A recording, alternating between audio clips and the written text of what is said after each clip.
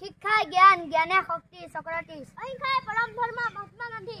প্ৰাথমিক শিক্ষাই মানুহৰ জীৱন গঢ়ে ডক্টৰ জাকিৰ হুছেইন। যি ল'ৰা ছোৱালীয়ে মাক দেউতাকৰ কথা মানি নচলে সেই ল'ৰা ছোৱালীয়ে বিপদত পৰে শ্ৰীমন্ত শংকৰদেৱ। শিক্ষক এডাল মমবাতিৰ দৰে যি নিজে বনি আনকো দিয়ে। সাঁথৰ খট্টা ককাই ভাই নিত আহে নিত যায়। ৰজাৰ লাঠি ৰন্ধন গাঠি। পেট আছে পেটু নাই, মুখ আছে জিভা নাই। ওপৰৰ পৰা পৰিল টেকেলি, টেকেলি ভিতৰত এশটা ভেকুলী।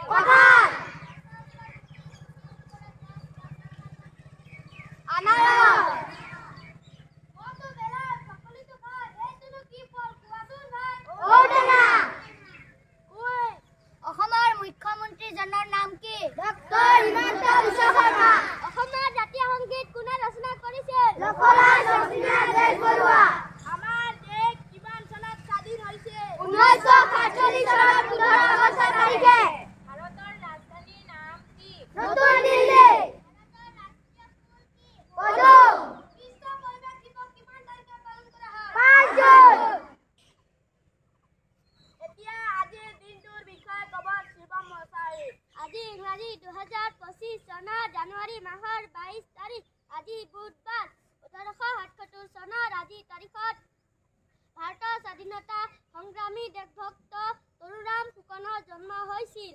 আজিৰ দিনটো আমাৰ বিদ্যালয় গুণোৎসৱৰ বহিমূল্যায়ন অনুষ্ঠিত হ'ব। এতিয়া পৰতে তাৰ 8 ভাগ পাতিব দ্বিতীয় শ্ৰেণীৰ ছাত্ৰ ৰাহুল বড়ো। 8 × 8, 8 × 2 = 16, 8 × 3 = 24, 8 × 4 = 32, 8 × 5 = 40, 8 × 6 = 48, 8 × 7 = 56, 8 × 8 = 63, 8 × 9 = 72, 8 × 10 = 80। এতিয়া বাতৰি পাঠ কৰিব চতুৰ্থ শ্ৰেণীৰ ছাত্ৰ লাইজু বড়ো। ছাত্ৰী লাইজু বড়ো।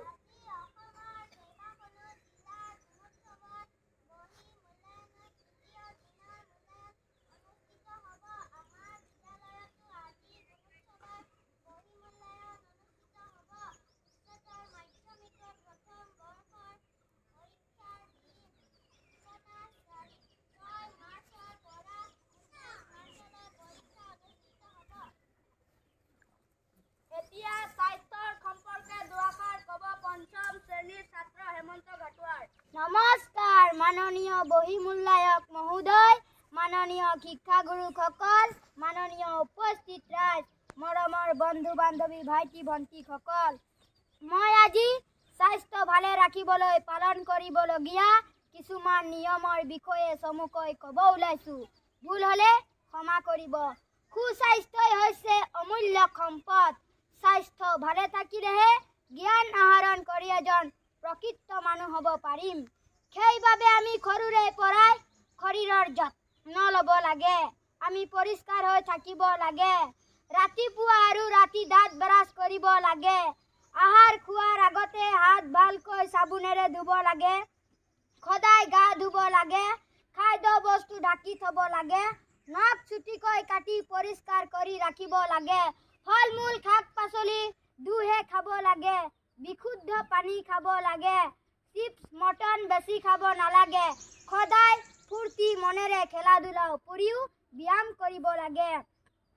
সুস্বাস্থ্য বৰ্তাই ৰাখিবলৈ এই নিয়মসমূহ আমি মানি চলিম। ইমানকে কৈ মোৰ চমু বক্তব্য সামৰণি মাৰিলোঁ। নমস্কাৰ। এতিয়া আমি এখনি চুটি আলেখ্য কৰিব ওলাইছোঁ। ভুল হ'লে ক্ষমা কৰিব। নমস্কাৰ। মাননীয় বহিমূল্যায়ক মহোদয়, মাননীয় শিক্ষাগুৰুসকল, মাননীয় উপস্থিত ৰাইজ, আমি এখনি চুটি আলেখ্য কৰিব ওলাইছোঁ। ভুল হ'লে ক্ষমা কৰিব। আলেখ্যৰ শিৰোনাম সেউজীয়া পৃথিৱীৰ গীত গাওঁ আহা। পোনপ্ৰথমে সুন্দৰ সেউজীয়া পৃথিৱীৰ সৃষ্টিকৰ্তাক প্ৰণাম জনাইছোঁ। ৰূপে ৰসে ৰঙে ভৰপূৰ সেউজীয়া পৃথিৱীখন অবিহনে কোনো জীৱ কোনো প্ৰাণী জীয়াই থাকিব নোৱাৰে। সেউজী ধৰণী সঁচাকৈয়ে অপূৰ্ব আৰু অতুলনীয়। সেইবাবে ৰূপকৰ জ্যোতিপ্ৰসাদ আগৰৱালা দেৱৰ গীতেৰে আমি গাওঁ আহা। সেউজী সেউজী সেউজী অ সেউজী ধৰণী ধুনীয়া। সেউজী সেউজী সেউজী অ সেউজী ধৰণী ধুনীয়া। শস্যৰ পথাৰ ফুলাতে কুবেৰ ডালিৰে ফুল ফল কেন্দৰীয়া। সোণোৱালী শস্যৰ পথাৰ ফুলাতে কুবেৰ ডালিৰে ফুল ফল কেন্দৰীয়া। সেউজী সেউজী সেউজী অ সেউজী ধৰণী ধুনীয়া। সেউজী সেউজী সেউজী অ সেউজী ধৰণী ধুনীয়া। প্ৰকৃতিৰ বুকুৰ বিভিন্ন গছবোৰ বিভিন্ন ৰঙৰ ফুলেৰে ৰঙীন হৈ উঠিলে কি যে মোহনীয়া হৈ উঠে। ৰূপকৰৰ ভাষাৰে আমি গাওঁ আহা।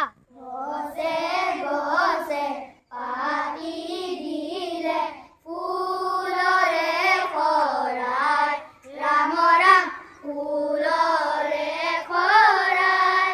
ফুলৰে শৰাই। কলীয়া ভোমোৰা গুণধৰিয়াৰে গুন্ধকে দিয়াই। ৰাম ৰাম গুন্ধকে দিয়াই। গুন্ধকে দিয়াই। কোনে গোলাপী সখী এনে হাঁহি দিলে ৰূপকে ৰঙে চৰাই।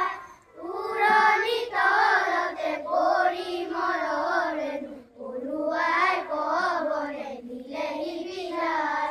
দিলেহি বিলাই।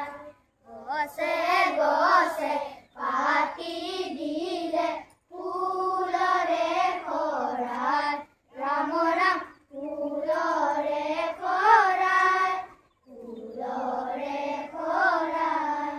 সুন্দৰ পৃথিৱীৰ গছ গছনিৰ পৰাই আমি শস্য ফল মূল শাক পাচলিৰ উপৰিও জীয়াই থাকিবৰ বাবে প্ৰয়োজনীয় অক্সিজেন পাওঁ। পোক পৰুৱা চৰাই চিৰিকটি জীৱ জন্তু সকলো প্ৰকৃতিৰ ওপৰতে নিৰ্ভৰশীল।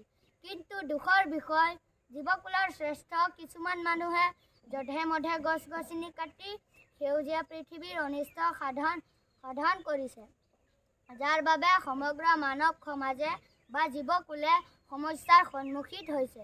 বনৰীয়া জীৱ জন্তুৰ আহাৰ বাসস্থানৰ অভাৱ হৈছে। সেইবাবে বনৰীয়া হাতী আহি আমাৰ গাঁওসমূহত সোমাইছে। দিনে দিনে গোলকীয় উষ্ণতাৰ বৃদ্ধি হৈছে। আমি মানৱ জাতিয়ে সমগ্ৰ সমাজৰ কথা চিন্তা কৰি আৰু বেছি সেউজীয়া কৰি তুলিলেহে উঠি অহা প্ৰজন্ম সুস্থ পৰিৱেশত জীয়াই থাকিব পাৰিব। সেইবাবে ডক্টৰ ভূপেন হাজৰিকা দেৱৰ গীতেৰে আমি গাওঁ আহা। মানুহৰ বাবে যদি অকণো নেভাবে সহানুভূতিৰে ভাবিব কোনে নোপোৱা সমনীয়া মানুহে মানুহৰ বাবে অকণো নেভাবে অকণি সহানুভূতিৰে ভাবিব কোনে নোপোৱা সমনীয়া মানুহে মানুহৰ বাবে মানুহে মানুহক বেচিব খুজি মানুহে মানুহক কিনিব খুজি মানুহে মানুহক বেচিব খুজি মানুহে মানুহক কিনিব খুজি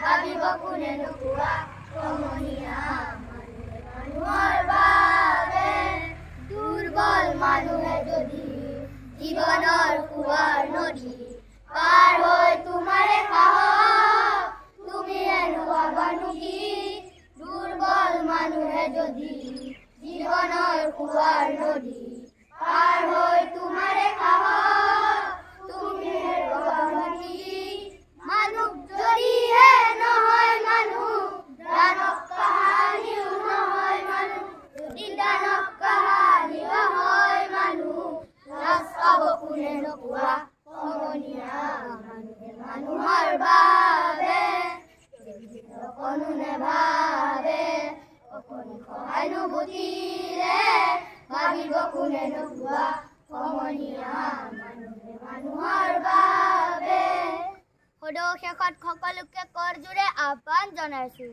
গছ পুলি ৰোপণ কৰি সেউজী ধৰণী ধুনীয়া কৰোঁ আহক নমস্কাৰ।